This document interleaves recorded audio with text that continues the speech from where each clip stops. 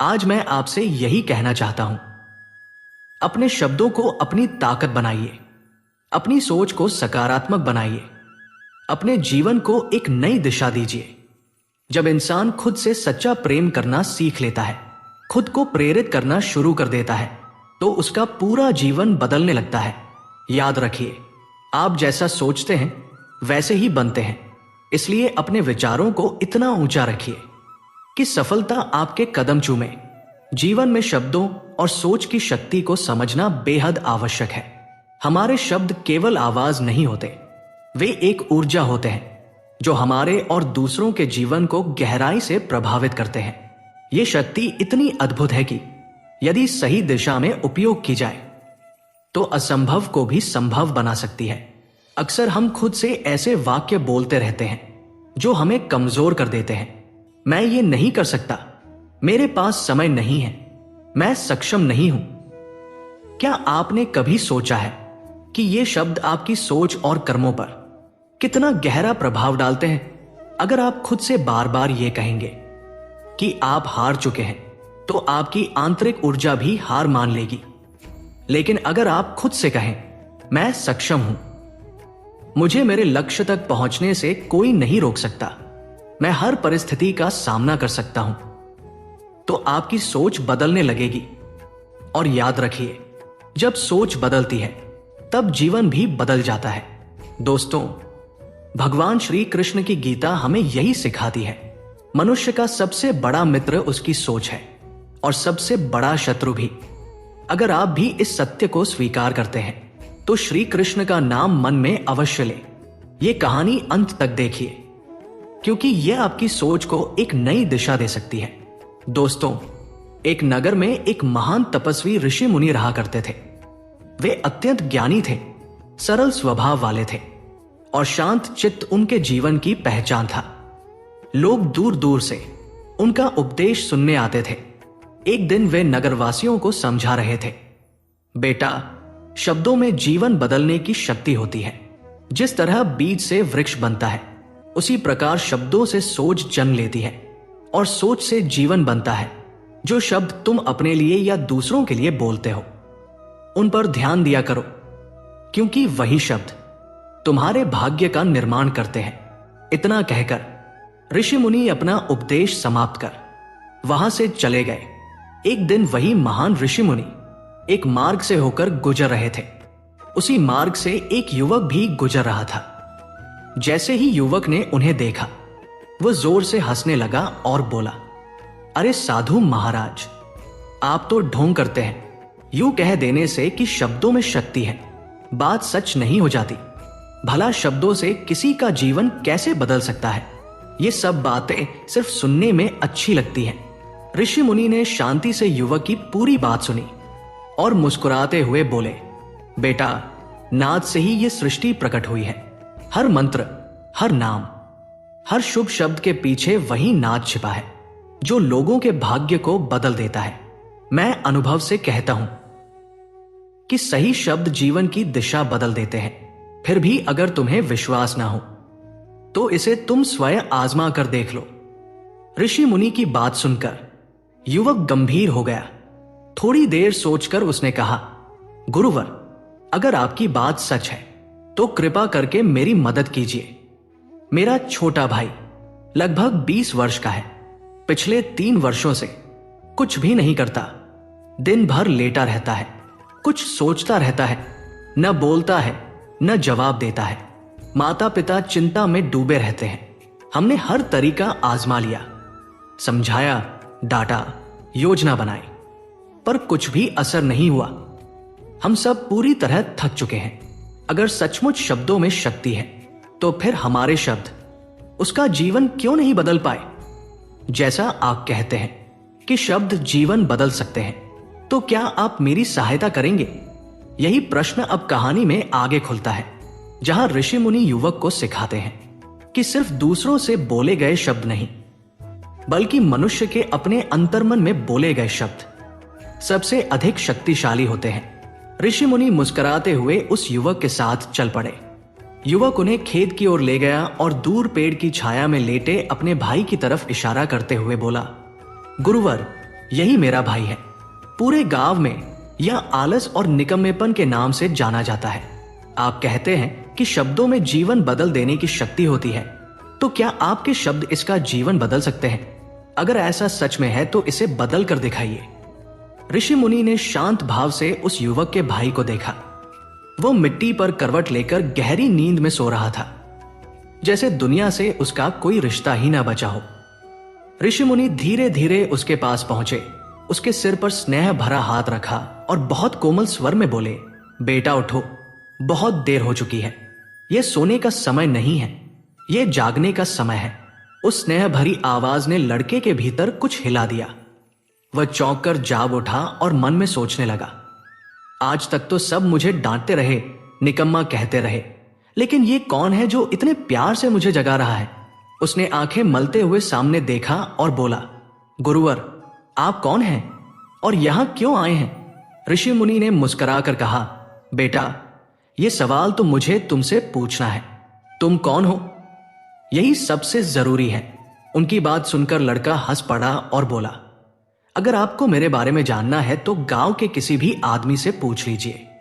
हर कोई यही कहेगा कि मैं आलसी हूं, बेकार हूं, कुछ काम का नहीं, तरह तरह के ताने सुनाएगा। वही मेरी पहचान है। ऋषि मुनि की आंखों में करुणा उतर आई। उन्होंने बहुत शांत आवाज में कहा, मेरी बात ध्यान से सुनो। अपने बारे में बोले गए गलत शब्द इंसान को भीतर तक तोड़ देते हैं, इसलिए कभी खुद को कोसना मत। अपने शब्द बदलो, अपनी सोच बदलो और दूसरी बात भी समझ लो। मैंने गांव वालों से नहीं पूछा कि तुम कौन हो, मैंने तुमसे पूछा है कि तुम खुद को क्या मानते हो।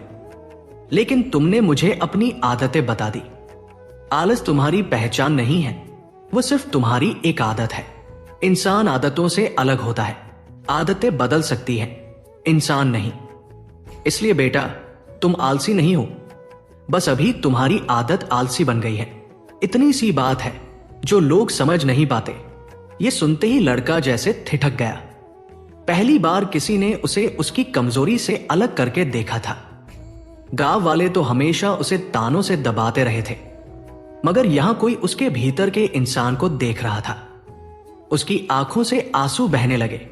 वो उठकर दोनों हाथ जोड़कर ऋषि मुनि के चरणों में गिर पड़ा और रोते हुए बोला, गुरुवर, आप सच कहते हैं, ये मेरी आदत ही है और मैं इस आदत से बहुत परेशान हूं। इससे निकलने की बहुत कोशिश की है, कई उपाय किए, लेकिन सफल नहीं हो पाया। जब भी कोई काम शुरू करता हूं, मन कहीं और भाग जाता है, दिमाग भटकने लगता है, ध्यान टिकता ही नहीं। किताब खोलता हूं तो नींद आने लगती है, भीतर एक अजीब सी पीड़ा होती है। ऐसा लगता है जैसे जीवन बेकार जा रहा है। उस दर्द को सहन नहीं पाता तो सो जाता हूं ताकि दर्द महसूस न करना पड़े। और अब तो मुझे यह भी लगने लगा है कि मैं कभी इन आदतों से बाहर नहीं निकल पाऊंगा। ये आदतें मुझे छोड़ने वाली नहीं हैं। ऋषि मुनि उस लड़के की आंखों में उमड़ते आंसू देखकर करुणा से भर उठे। स्नेह भरी आवाज में बोले, बेटा, अगर सच में तुम अपनी इस आलस की आदत को छोड़ना चाहते हो तो मैं तुम्हें एक उपाय बता सकता हूं, लेकिन उसके लिए कल सुबह तुम्हें स्वयं मेरे पास आना होगा। वहीं बैठकर मैं तुम्हें वो मार्ग बताऊंगा। इतना कहकर वे शांति से वहां से चल पड़े। मगर ऋषि मुनि की बातें उस लड़के के मन में गूंजती रहीं। वो सोचता रहा, आखिर वो कौन सा उपाय होगा जो मेरी जिंदगी से आलस मिटा देगा? क्या सच में कोई ऐसा रास्ता है जो मुझे इस अंधेरे से बाहर निकाल सके? रात उसकी करवटों में कट गई। नींद आंखों में थी, पर मन बेचैन था। हर पल ऋषि मुनि के शब्द उसके भीतर हलचल मचा रहे थे। जैसे ही भोर हुई, वो दौड़ता हुआ उनके पास पहुंचा, दोनों हाथ जोड़कर नमन किया और बोला, गुरुवर, मैं आ गया हूं। जैसा आपने कहा था, अब मुझे वो मार्ग बता दीजिए जिससे मैं अपने जीवन से इस आलस को निकाल सकूं। ऋषि मुनि ने उसे बड़े प्रेम से देखा और बोले, बेटा, जब तुम्हारा मन दुविधा में फंस जाता है, जब तुम्हें समझ नहीं आता कि क्या करूं, कैसे करूं, ये काम पूरा होगा या नहीं, तब असल में तुम वर्तमान से नहीं, अपने अतीत से सोच रहे होते हो। तुम याद करते हो कि पिछली बार क्या हुआ था, लोगों ने क्या कहा था, तुम असफल कैसे हुए थे। इसी याद की जंजीर में तुम बंध जाते हो। आज से कभी अतीत से मत सोचना, हमेशा भविष्य से सोचो। लड़का विस्मय से बोला, भविष्य से? वह भला कैसे सोचा जाता है गुरुवर? ऋषिमुनि मुस्कुराए और बोले, मान लो कि तुम्हें किसी चीज की कमी नहीं है, धन भी है, सुविधाएं भी हैं, सामर्थ्य भी है। अब बताओ, तब तुम अपना जीवन कैसे जीना चाहोगे? यह प्रश्न लड़के के लिए बिल्कुल नया था। अब तक तो उसने केवल ताने सुने थे, अपने भविष्य के बारे में उससे किसी ने ऐसे कभी पूछा ही नहीं था। वो कुछ क्षण चुप बैठा रहा। पहली बार उसने कल्पना की, अगर सब कुछ संभव होता तो। मन की परतें खुलने लगी। धीरे धीरे उसने कहा, गुरुवर, मैं ये दुनिया घूमना चाहूंगा, पहाड़ों पर चढ़ूंगा, समुद्र के किनारे चलूंगा, और मैं एक बड़ा व्यापारी बनना चाहूंगा। कहते कहते ही अचानक उसकी आंखों के सामने पुराना डर खड़ा हो गया। वो घबरा कर बोला, लेकिन गुरुवर, ये सब कैसे होगा? सोच लेने से तो कुछ नहीं बदल जाएगा। मेरे पास पैसे नहीं हैं, व्यापार का कोई अनुभव नहीं है, मैं ये सब कैसे कर सकता हूं? निराशा फिर उसके चेहरे पर उतर आई। ऋषि मुनि ने उसे बड़ी शांति से समझाया, बेटा, हर रात सोने से पहले अपने लक्ष्य को एक कागज पर लिखो। सुबह उठते ही सबसे पहले उसे पढ़ो और सोचो कि आज उस लक्ष्य की ओर बढ़ने के लिए तुम एक छोटा सा कौन सा कदम उठा सकते हो।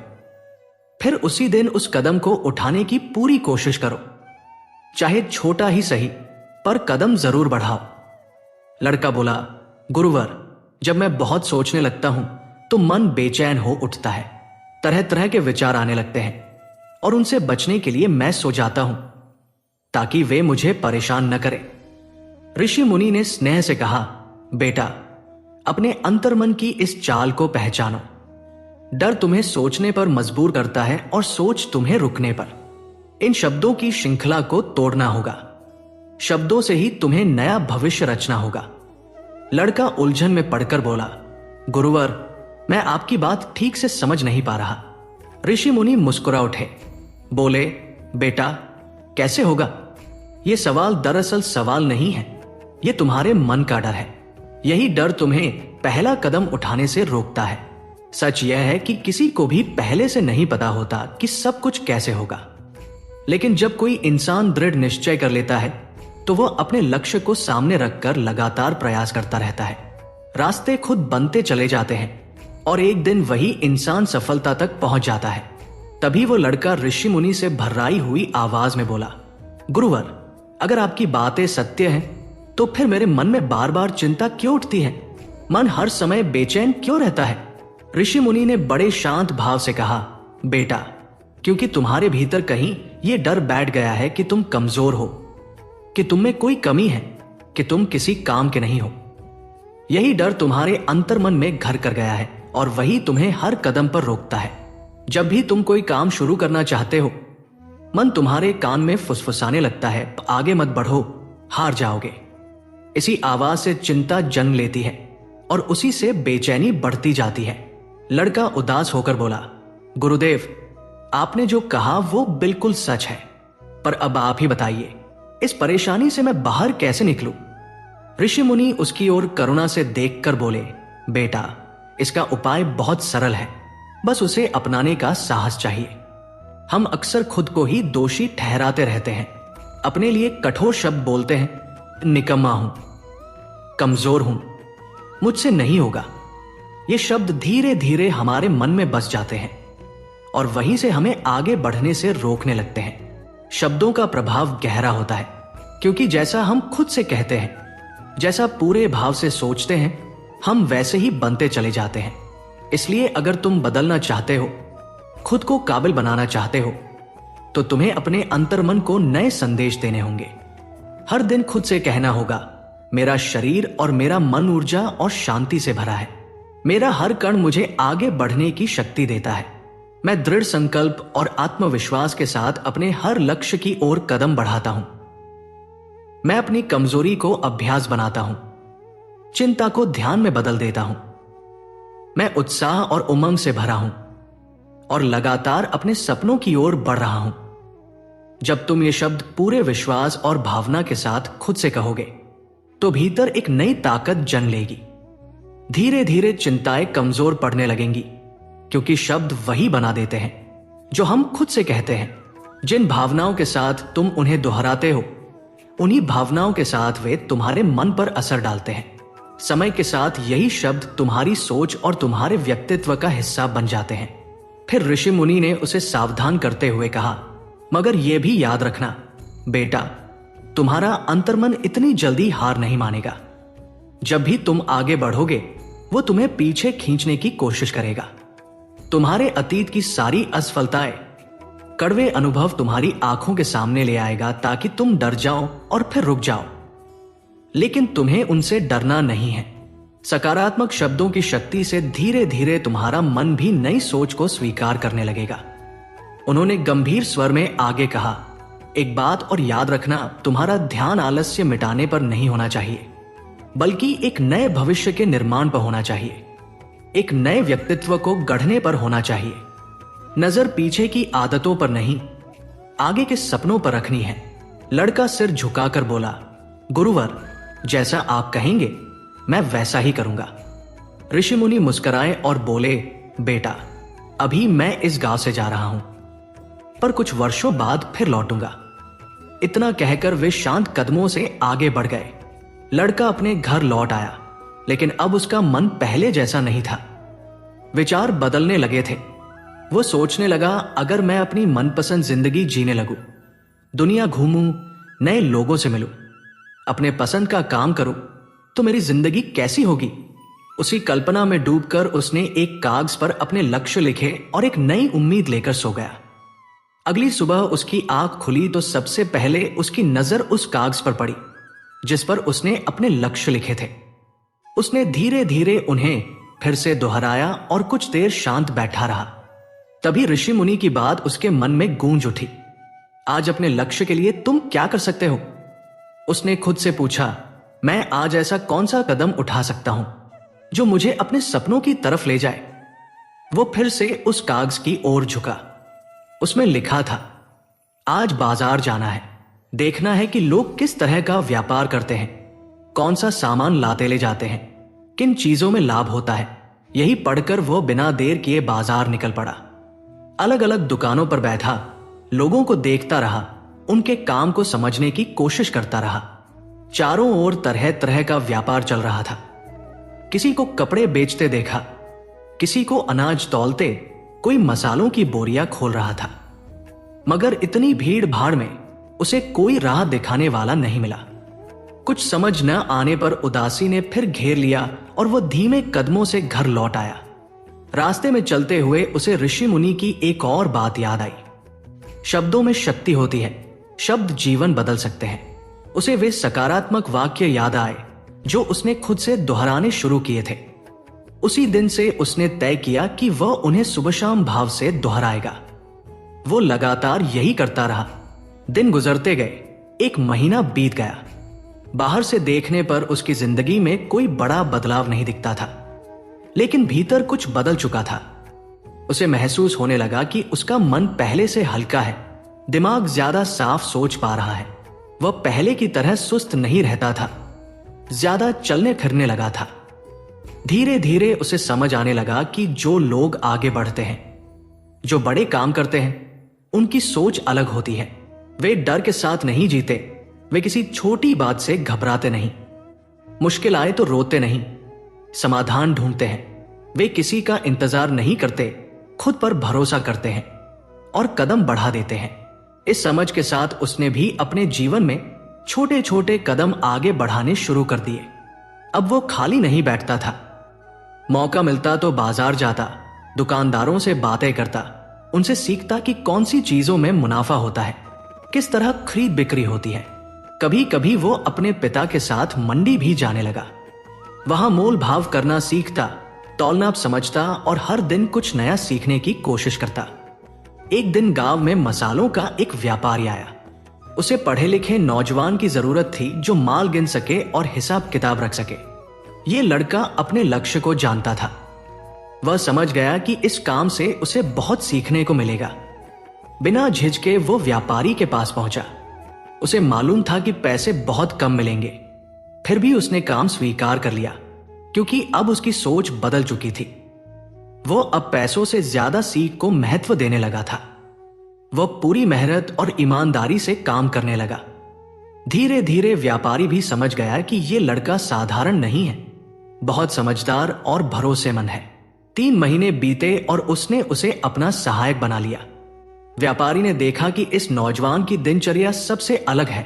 सुबह उठकर पढ़ना, मन को शांत करने के लिए ध्यान करना, हर रोज कुछ नया सीखना, परेशानी आए तो घबराना नहीं, सबसे आदर के साथ बात करना। 1 साल बीतते बीतते व्यापारी उसे अपने सबसे करीबी लोगों में गिनने लगा।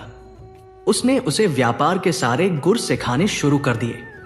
धीरे धीरे वो लड़का खुद भी एक छोटा व्यापारी बन गया। जब उसे व्यापार की अच्छी समझ हो गई तो उसने जड़ी बूटियों का कारोबार शुरू कर दिया। मेहनत, धैर्य और सीखने की आदत ने चमत्कार कर दिया। कुछ ही वर्षों में वह उसी नगर का सबसे बड़ा व्यापारी बन गया। दूर दूर तक उसके नाम की चर्चा होने लगी। करीब 5 साल बाद जब वह अपने गांव लौटा तो लोग उसे देखकर हैरान रह गए। वही लड़का जिसे कभी आलसी और निकम्मा कहा जाता था, आज सफलता की मिसाल बन चुका था। गांव वालों ने उससे पूछा, तुम इतने कैसे बदल गए? वो मुस्कुराकर बोला, मेरे गुरु ने सच कहा था। शब्दों में शक्ति होती है, शब्द जीवन बदल देते हैं। दोस्तों, इस कहानी से हमें यही सीख मिलती है कि हमारे शब्द और हमारी सोच में अद्भुत ताकत होती है। नकारात्मक शब्द हमें कमजोर बना देते हैं, जबकि सकारात्मक विचार और आत्मविश्वास हमें सफलता और शांति की ओर ले जाते हैं। इसलिए अपने शब्द सोच समझकर चुनिए और अपने विचारों को सदा ऊंचा रखिए। उम्मीद है कि इस कहानी से आपको भी कुछ सीखने को मिला होगा। इस संदेश को दूसरों तक पहुंचाने के लिए वीडियो को लाइक और शेयर जरूर कीजिए। चैनल को सब्सक्राइब करना न भूलें और इसी तरह जुड़े रहिए। प्रभु श्री कृष्ण की कृपा से आपका जीवन सदा उज्जवल रहे। धन्यवाद।